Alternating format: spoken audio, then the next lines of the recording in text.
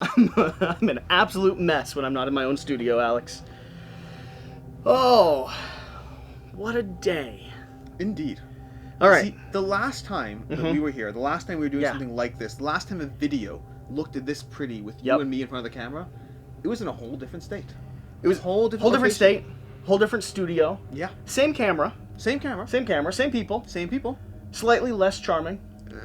I mean... The war has hardened us. It's just a time. A man can't stand underneath the weight of 6,000 ducks descending upon his... my gosh. I understand why there's a larger divide between us now. It's just, I don't know. The last time I filmed a video here, I didn't know what was coming. I didn't know what was happening. I didn't know what your plans were. I don't know if you knew what your plans were. I'd wager you didn't. For what? The ducks. Ducks? When we filmed that video, did you have any idea what you were going to do? I mean, I figured it out. He may have. I'm always a degree of chaos beyond what is currently happening. Yeah, like the video you just filmed today in your car on the side of the road. That was, in fact, a degree of chaos beyond what was currently happening. Yeah. I was planning on stopping in a forest full of snow on the way here. Instead, I didn't. I stopped in a traffic jam for an hour and a half and thought to myself, this is a perfect spot to record a video. So, that's now my second studio.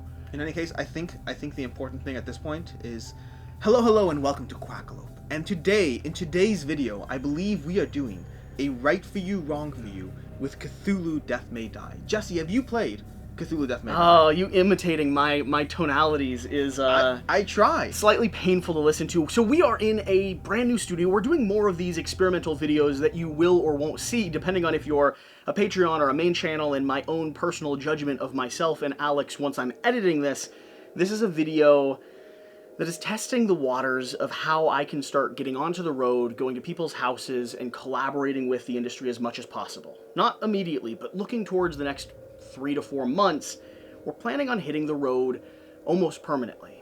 And plans will shift and change depending on the state of the world. Of course, chaos always chaos. Has to be something you have to adjust to. But that being said, this will become more and more common as we begin testing these waters. I am in Ohio. I am in Mr. Radcliffe's house. In fact, in his basement, sitting next to the computer where he's become famous. I feel like I'm sitting in a seat of honor. I'm half famous over there and half famous over here. It's a little bit of, depends what I'm doing, depends what I'm filming. And we're going to do a format that he likes that I do, but I don't produce enough to make him satisfied. So I showed up and he said, let's talk about one of his favorite games of all time, and a game that I have played once and was surprised by. I mean, incredibly surprised by. We're talking about Cthulhu Death May Die, and this is a right for you, wrong for you video. The concept of this series is to go through 7 main points or main topics that we consider when evaluating if a game is going to be put.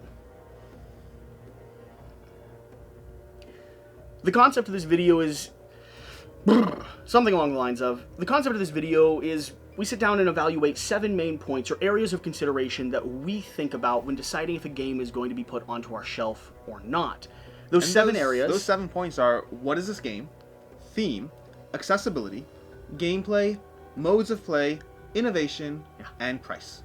It's nice. You're learning how to interrupt me. I'm learning. It took Jan months to figure out how to interrupt me. The last time we did this, we had barely figured out exactly when and where what we were doing. I was a guest in your house. I felt passive. I felt intimidated. Yeah. Now you're a guest in my house, Jesse. I talk as if there's no pause coming. Yeah, 100%. But there's always a pause, like, in between. I will find the pauses. In fact, fun fact, random fact, my recent video with my daughter, I got a little bit of flack, very polite flack, about the fact that I interrupted my daughter. And I was like, it's something I have to work on because she doesn't know that ebb, that flow, that pushback that results in a conversation. Yeah. And so I just interrupted when I thought there was a pause, and there wasn't. And then I don't edit, and so it stayed there. But the good news is you, sir, I don't feel bad about bullying. Well, and no one will stick up for me on the internet anyway. They all like Jan Moore, who's going to be producing some of his own content. I mean, the amount of Either way, let's dive into this. And you're going to be more familiar with Cthulhu Death May Die than I am. So let me give my best impersonation of what this game is. Excellent. And then we'll see what I miss. I love correcting you. Great. Cthulhu Death May Die is going to be a dungeon crawl? No. Sort of. Honestly, that reaction is the reaction. Yes. What's the actual term? Dungeon crawl? Great. Cthulhu Death May Die is going to be an adventure where you're diving into, I don't actually know the theme or lore, which we're missing out on. We're going to need that soon. You're diving into the depths of whatever this atmosphere is. The game session I played, I believe, was a biolab or something where we were, pulling the plugs on some machines that were trying to summon the Great Rift that allowed Cthulhu to come through. It is going to be set in the universe and world of, Cthulhuism? Cthulhuism. That's the word. I think that's the term.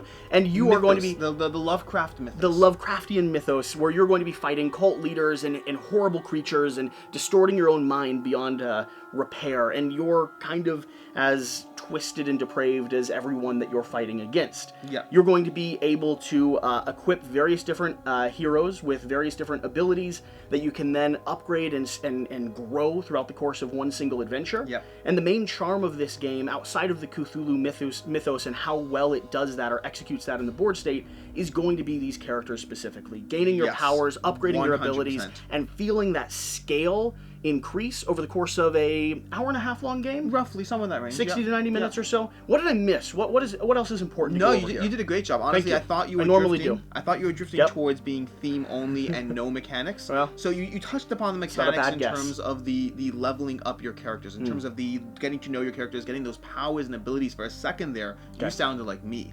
But then past that, the only other aspect we'll get into in terms of that you missed mechanically is ultimately the goal of the game is to defeat Cthulhu, to punch Cthulhu in the face. And you're going to do that by interrupting a ritual, and that will vary scenario by scenario because there are different scenarios in this game. And then throughout the course of the game, you have to break that ritual, and you're going to go through a typical cooperative mode in which you take actions and then the board take actions. In this case, those actions will come through drawing a mythos card that will move units, move enemy units, attack you, and perhaps summon more units. And through that back and forth, that fighting, that surviving, that going for your objectives, that's ultimately how you will hopefully win or lose horribly at this game. And this game scales right alongside you, right? Instead of a game where you begin weak and remain weak, the board is increasing in pressure and you are increasing in pressure at an equal and 100%. rapid rate.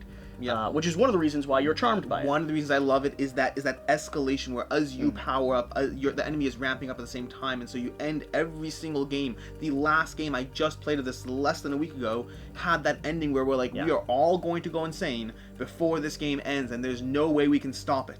And then one person finished off that game with managing to get 3 attacks in a row on Cthulhu, where they did 7 damage each, taking him down to the end, and we actually all survived when we thought none of us would survive. That escalation, that power creep ramping up it's why I love this game. My most prominent experience was I found a dog. I committed my love and life to said dog. Dog then died to keep me alive, and then I died immediately afterwards, mostly out of sorrow, less to do with Cthulhu. Sorrow as a mechanic in this game does not exist at I've all. lost all 3 games of this I've played. That's reasonable. I'm at a 47% win rate. I happened to check that up recently. You looked that up? I looked it up. So it is also not a necessarily easy game. The challenge that it presents from scenario to scenario not only scales, but there's a degree of difficulty here as well. And in fact, I want to add to that. While I'm at a 47% win rate, my first 5 games I lost. Very cool. So if you win either of the next 2, you're ahead of me. Yeah, if I win the next one, I'm better than BoardGameCo. Let's dive into theme. And do you have the rulebook anywhere around here? I do not, sadly. Oh my gosh. It's upstairs. Well, then you're just gonna have to come up with flavor text. Sure. Can't do this. Should I go get the rulebook? No. Okay, cool. And I'm leaving that in. That's fine with me. I love that moment. As the investigators enter, let's just pretend I'm reading something. As the investigators enter the dungeon, looking for the artifacts to combine and find the books and the somethings and the other things. You know what? Honestly, that is one of my favorite parts about this game. The somethings and the other things that you're trying to find as you're delving into the other thing that existed. I forgot that the actual flavor text per scenario is written on the card. You don't need that rulebook. That whole entire thing could have been avoided if I would have remembered that. I think you might have also forgotten, if I am correct, the entire wall of flavor text exists for the characters underneath their cards. Forgotten, left out intentionally. We can talk about it later. The catacombs under the Wallace estate are said to be cursed. Old Horace Wallace had a bad reputation of trafficking with vile forces, collecting forbidden tomes, and being a sorcerer. Probably why cultists are doing their thing down there. Cultists never talk, so maybe we'll just kill them and search their bodies for answers. Somehow, that's quicker. So, I'm not a big fan of the Lovecraftian world. I'm really not. I feel like it's been done a ton. I never got into the novels when I was younger. It's never been a thing that draws me in. Although I do like the twisted nature of it and the distorted creatures, I like the concept of it, but very few applications do it for me. I was surprised that Cthulhu Death May Die did Cthulhu well for me. Because that title alone made me approach it with a lot more hesitance. Yeah, 100%. What's your sense of the theme? How does it? Because you're not a big theme person. I am not a big theme person. More than that, I am right there with you with Cthulhu. As Cthulhu as a theme has never pulled me in. I've played Mansions of Madness. I've played Arkham Horror. I've played Eldritch Horror. They range from I don't want to play it again to that was okay, but I have better things to do with my time. Sure. And most of that is going to be because Cthulhu as a theme, for some reason or another, has typically revolved around the idea that you're moving around, collecting clues, avoiding the Elder Ones, because how could you possibly take on the Elder Ones as mere mortals themselves? And while fine, it just never did it for me. And I backed this game. I backed Cthulhu Death May Die on Kickstarter, and then for months after questioned, why in the world did I just get a Cthulhu game? Ridiculous. I literally probably because questioned. it was a Simon title. Honestly, I didn't even love Simon back then. I would agree with you, but I wasn't even such a huge fanboy back then. And so I backed the game, and for months as I was coming closer, I was like, I don't know what I was doing. I must have gotten sucked in. I regret this immensely. This is going to be another Lovecraft failure in my collection. And then I played it. And then I taught my wife it, expecting her to be resistant. Yeah. And she played it. And we love this game despite, not because of, despite the theme. This theme of Cthulhu. This is a game that might make me like Cthulhu. Yeah. Not in all the other titles. The other titles you listed, I'm not necessarily interested. But the theme here does well, enhances itself, it exists for a reason. Now, when it comes to Cthulhu as a genre, for people that aren't overwhelmingly not that knowledgeable, this is not away from that mythos. If you still hate the idea of a tentacled creature coming through a rift or a portal, if you don't like the idea of cultists, exploring and starting rituals, and you don't like a little bit of the madness mixed with gruesome activities that are happening, then this might be wrong for you. It still might be wrong for you, but what I can say is if you're open to the idea of Cthulhu, but most games don't execute on that idea well, or well enough to gain your interest, or like you're pretty... just wasn't pulled in. Anti-Cthulhu overall, this one may be good enough that it bridges that gap where others have not. Yeah. So I'd be wary of writing it off due to the name alone, and to end this lore section, let me just... The Machinist's mate, Tony Boyle. New York City, New York. North is to your right. No, your other right. While Tony learned only the machinist's trade in the Navy, he always had a gift for direction and mathematics, and seemed a shoo-in for officer candidacy school. Life went sideways when his ship encountered a anomalous. And I have no idea what that word is. Anomalous. An anomalous island. Life went sideways when his ship encountered a anomalous island.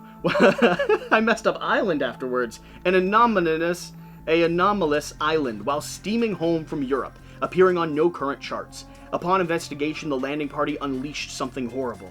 Details of the event are classified, but Tony's life was forever changed. There was a secret war out there, and Tony is sworn to battle all enemies, foreign and domestic. And I have the kid. Except for a gleeful cackle, the kid, as she has become known, makes no other sound. She's something of a mystery to investigators, and her knowing gaze and thousand-yard stare speak to a potential age far beyond her diminutive stature. She has no apparent need of guardians or guidance in her one-child campaign against the cults and their otherworldly allies. She shows a special affinity for interdimensional gateways, gaining obvious strength and acumen from the proximity. This could hint at a supernatural origin for the kid, but her glee in destroying said gates and the beings they summon speaks to no allegiance. So, that's the theme. If you're looking for a game that does Cthulhu better than average, this one... different than average, in a way that appeals to me and to you, apparently. Yes. Whereas the others appeal to, well, others. Yeah. This one, well, it might be right for you. And with that being said... then we have accessibility. Let's talk about accessibility. Accessibility. So this one is actually going to be surprisingly accessible in terms of the amount of stuff going on at the table versus the ability to actually teach people, to get them up and running, is really, well, accessible. This game, if you understand cooperative games offhand, if you understand the beat, the ebb, the flow of a cooperative experience, that aspect of you do something, then the game does something, you're already off to a good start. If you've played any other games with miniatures, then again, you have another edge. But even if you done none of that, and I have taught this game to people who have done none of that. This game has a few core rules, and then those few core things you have to remember are printed on your player sheet, and you have to go through those sequences. I would say it does help if there's one person at the table who knows what they're doing. Yes. But past that, I can get people up and running in 5, maybe 10 minutes. The hard part of this game is not necessarily in teaching or running, it's in the strategy and the depth of play. It's in positioning and how much you let chaos build before it starts to overwhelm you. And there is a degree of asymmetry when it comes to the characters themselves. That is interesting, and learning who you're playing will probably take a round or two or a game or two to really fully grasp how you might want to level them up throughout the course of the game and how far you want to push your own mental stability throughout the course of the game. All the way to the end. Every time. Naturally, all the way to the end, every single time. The only other thing that I think is a little bit complicated or requires a little bit more fiddliness when it comes to accessibility would in fact be managing the characters and the AI systems. Because you're playing different scenarios, different objectives, and different mid-game and end-game events happen, there is a little bit of upkeep there. So someone who has played at least once before or ran this as a solo adventure first will probably bring it to the table a lot more effectively than 100%. A whole new group of gamers. And that's all listed on your player board, and the steps are pretty simple. You have to go through the Elder God, then the scenario, 2 steps every single time you draw 3 symbols, but it is easy to forget if, well, you haven't done it on a regular and repeated basis. Yeah, I played with someone who is skilled at this game, and the amount of upkeep I had to do was almost nothing. I had to run my board, and other than that, just sit down and have fun. So overall, a big box game, a big box miniatures game that is, I'd say, aggressively accessible. Yeah, it is possibly the most accessible game from this genre of games that I own. And so, if you're looking at titles in this category, right, dungeon-ish crawls that allow you to equip and upgrade special abilities, face off against Cthulhu, and explore a cooperative adventure. Almost an intro to that genre, but without coming at the cost of the actual strategy, fun, powers, and abilities of that genre. This one, I mean, it might still be right for you. Yeah, it just might. From there, let's talk about gameplay, and not a how to play, not an overview of the structure, but instead what for us might make this game right for some people and wrong for some people when it comes to the gameplay itself. So the gameplay for me comes down to a few different things, and first of all, it's going to be the powers and abilities, like we talked about already. The aspect of how you level up your characters is what you like. Is what I like in every game, but this so more than others, and because those powers and those abilities come at the cost of your sanity. As you progressively grow more insane in this game, you will unlock more powers and abilities. But if you ever go too insane, well, you die, and that's not good for anyone in any game, and so including this one, Cthulhu or not. And so I love that tension of trying to level up, but then keeping it in check at the same time, and that's one aspect of the gameplay that I like. Past that, the actual exploration of the board and the few central mechanics you can take, you can move, you can try to do an action that's related to the scenario at hand, you can try to attack a cultist in your space, not in your space, you can exchange items. They're going to be fairly simple in the limited number of actions you can take, while providing a decent amount of depth and also risk assessment. And you're like, well, I can run to this spot and try to unlock that thing, but I will drag 3 cultists with me, and that's... Is it worth the reward? I don't know if it's worth the reward, but I'm going to do it because worst case scenario, we start and reset the game. You're hitting on the element that I think for me is the most fun when it comes to playing Cthulhu but Death May Die. It is accessible enough that all I had to do was focus on the chaos and the story that was unfolding on this table. This does such a good job at ratcheting up the pressure and giving you skills to accommodate for that. 100%. But your strategy has to ratchet up alongside just as much as you're getting powerful and the board's getting powerful. You need to be more and more purposeful and strategic with your actions, how you're utilizing your weapons and abilities, and where you're spending your dice. Yeah. Dice is going to be the other thing that I think this game does so well. I'm not a good dice roller, and I'm historically not good at dice games, even though I arguably enjoy them.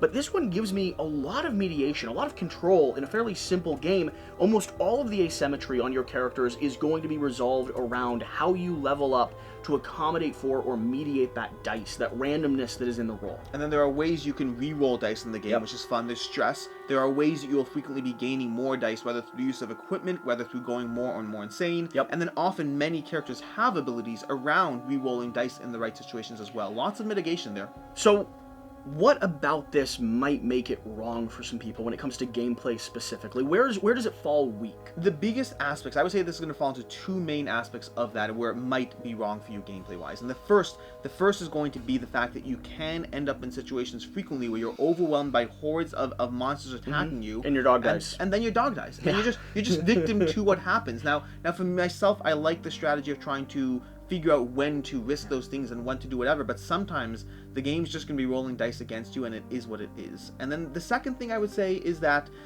while I see the strategy here, and I very much see the strategy, I would say that many people might argue, especially with a few players under their belt alone, or perhaps people who just aren't a fan of the game. They may well argue that, you know what, this is way too luck dependent. It's ultimately just a story. You're drawing those cards, you're doing whatever, and it's really a few actions. There's no fun. There's no descent. There's no insert other dungeon crawl. Sword and sorcery. There's no too many bones. It doesn't have that depth. I see that strategy as exactly how to chaos mitigation. Yeah. But for the people that want something that allows them to control the fundamentals, like really, really be purposeful with the strategy, then this might be wrong. Yeah, it might not connect with you.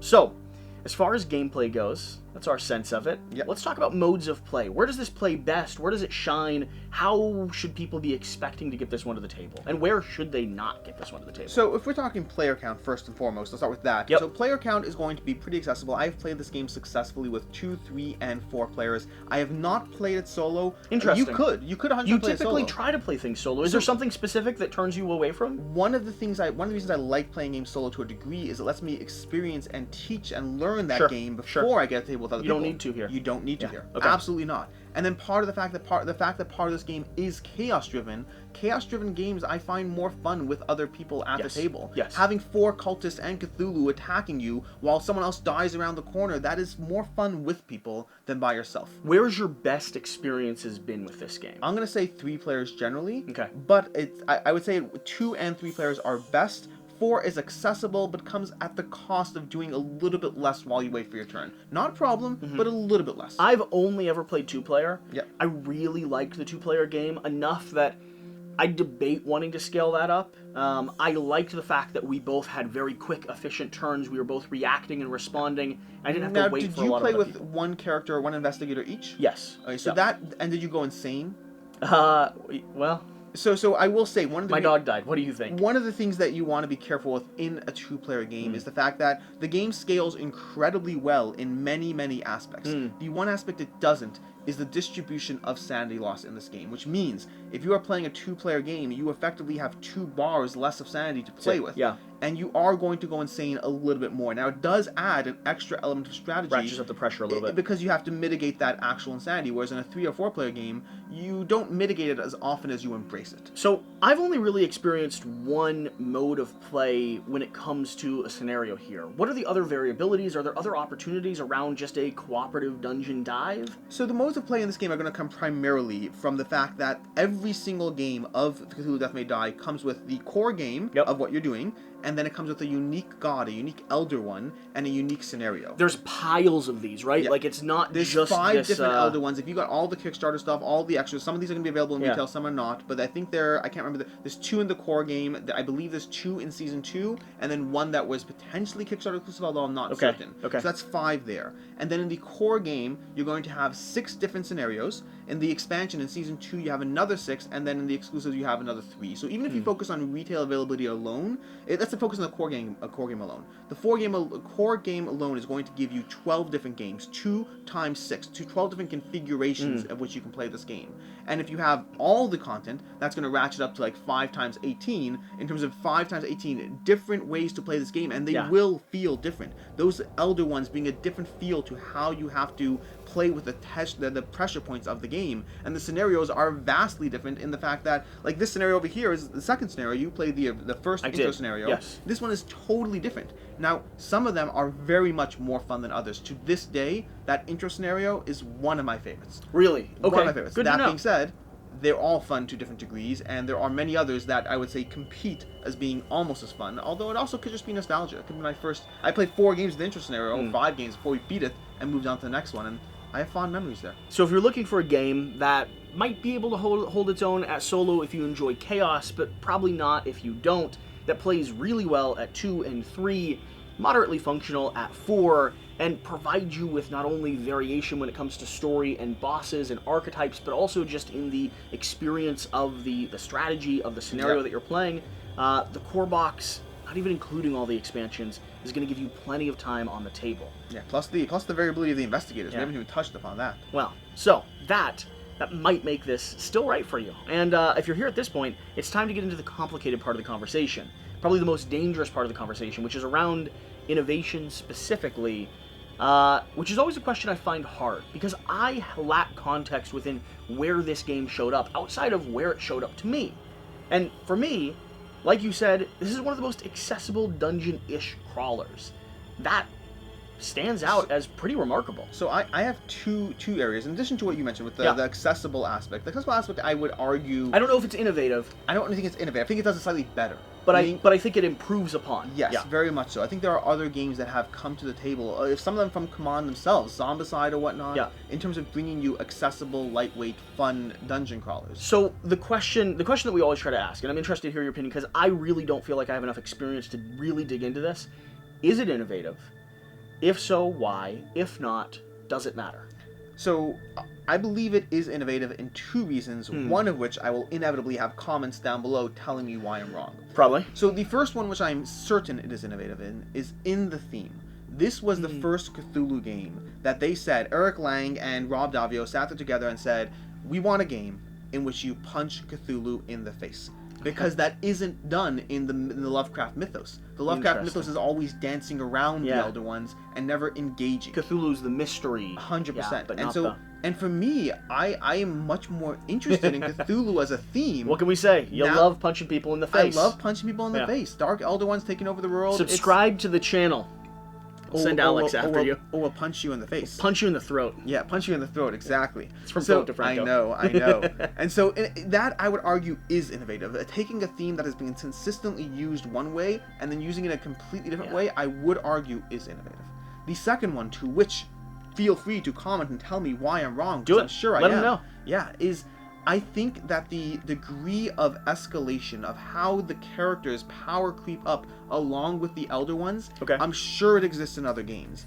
I just haven't seen it done before, or at least possibly as well, or possibly at all, until this game. I guess it's always been done. The idea of a game escalating along with the characters, that generally happens, but I find it's usually a slow ramp. This game, it is a giant arc directly up in each other's faces. 60 to 90 minutes, you feel like you've really changed. Yeah. And the board state's changed, everything's transformed, your dog's died.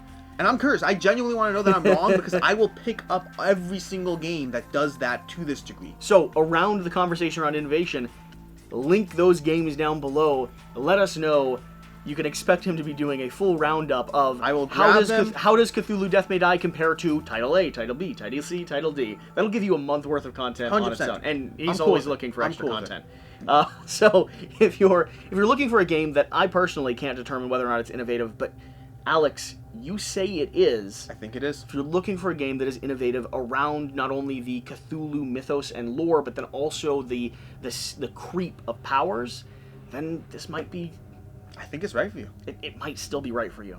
And the final thing we want to talk about, probably the last thing that we factor in, at least probably the first thing you factor in sometimes, the last thing we want to talk about is going to be the price, because that is where the conversation shifts from, will I enjoy this game, is this game fun, to, is this game worth it? Yes, and so for price, there are different aspects that we can focus on. And for me, I always focus on whether it's not how expensive a game is, but rather whether it's worth it personally, and then if it's not the right game for you, what can you do with it from there? Yep. As far as Cthulhu Death May Die, price point wise, it is a miniature heavy game. This core box is going to be retail somewhere, if I'm not mistaken, it retails $79.95. Okay. Maybe it's more than that, I don't remember. But it's going to be available in the range of $60 to $80 from Amazon, your local retailer, wherever it is. And that is a decent chunk of investment for, the core game alone. And if you want to get all in, if you got the Kickstarter stuff, you'll be looking at $150, $200 for retail all in, and then $250 to $300 for if you're hunting Kickstarter Kickstarter down, yeah. There's a lot of potential here, and the big risk. The big risk is you will play this game and you will want it all, and that's, you'll save money if you don't like it. Sure. So as far as the price, it is going to be expensive, and that's because it's delivering a miniature heavy experience to the table, and it's going to fall into that range. As far as is it priced well within the realm of games in this genre, I think in that realm it is. Most heavy dungeon dives, Descent, Zombicides, Too Many Bones, any of these games, Sword and Sorcery, they're all going to be fairly expensive, and this will line up right there with them. And the question that you always seem to bring up on your channel, after Kickstarter, post-Kickstarter, does this hold value? People like Cthulhu Death May Die. This game, surprisingly to me, given the nature of the game, it's currently somewhere around the top 200 on BoardGameGeek, and it's climbing. This game, people were not happy with initially. They weren't happy with the theme. Cthulhu, it's taking the theme, it's messing it up. Come on, at some point doing the campaign, messed up a few characters or whatnot. And so it slowly, it had this, I guess, pushback, and people like it enough that it's climbing. It will hold its value just fine. So probably a safe one to test out if you have the cash to spare, and if at this point you're fully intrigued and interested. Is there anything, as a final note, that would make you hesitate to recommend this game for someone? Because as far as your collection goes, you're very biased on this. I was 100%. Surprised by this one. Really enjoyed it. I want my own copy. I'll take yours. But you're forgetting. I felt the same way as you did until I played it. Yeah, I was resistant. I was hesitant. No, I hear you. But you've played it more. Sure. And as far as where you position in your collection, it is very high up on a list of your favorite games. Yeah. So is there anything that would restrict you from recommending this? I think the last thing, anything else that we hadn't touched upon would possibly be limited to table space. This game is going to take up a decent, not an overwhelming, but a decent amount of table space, especially if, as I recommend, in a two-player game, you're controlling 2 characters each. That's a whole another 2 boards that you have to navigate or You need some space for cards, you need to position a little bit differently. Yeah, and that's not going to require anything completely off the wall, but it's going to require something. This is not Tiny Epic Cthulhu. That's not a thing yet. It should be a thing. Why is Tiny Epic Cthulhu not a thing? It's probably on the way. It's on the way. In any case, this is table space would be the only other factor that I think past those that we have already touched upon. Well, there you have it. Satisfied? We did it right for you, wrong for you, Alex. Second time. You've been asking for these videos. I want to see them on your channel more and more. The hard part about doing these is I always want a voice to counter and balance and talk, and Jan and I are great at that. But being apart from him makes that difficult. One of the cool things about hitting the road and testing out this, right, bringing my equipment to someone else's space, one of the exciting things about that is the opportunity to talk to people about games that they love and pick their brain a little bit, pose counter arguments, or ask important questions like, what might make this game wrong for other people? Because the people that really, really love certain games, they know what makes a game wrong for people because they've tried to play it with them.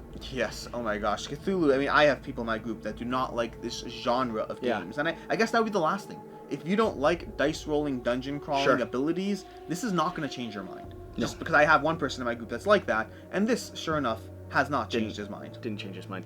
So, with that context in mind, if you made it to this part of the video, first off, thank you so much for watching. Hopefully you're enjoying this sort of haphazard content. It's kind of like I'm starting again at the beginning of 2 years ago and reapproaching... No, you're in a studio, basement surrounded by games. I mean, this is not going to be the on-the-road experience all the time. Let me know your thoughts. Let me know what we can do to improve upon, specifically, the production of this style content. Because my plan is, genuinely, to visit people and engage in a conversation around what games they like. I want to bring reviews from you all. If you're watching this, there's a chance one day I'll be sitting with you outside a public park in Florida, you know, with swampland behind us, talking about your favorite game.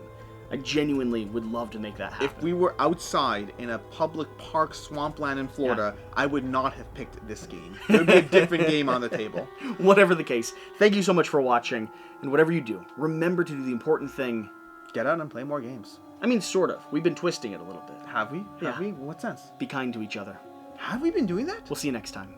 Thank you.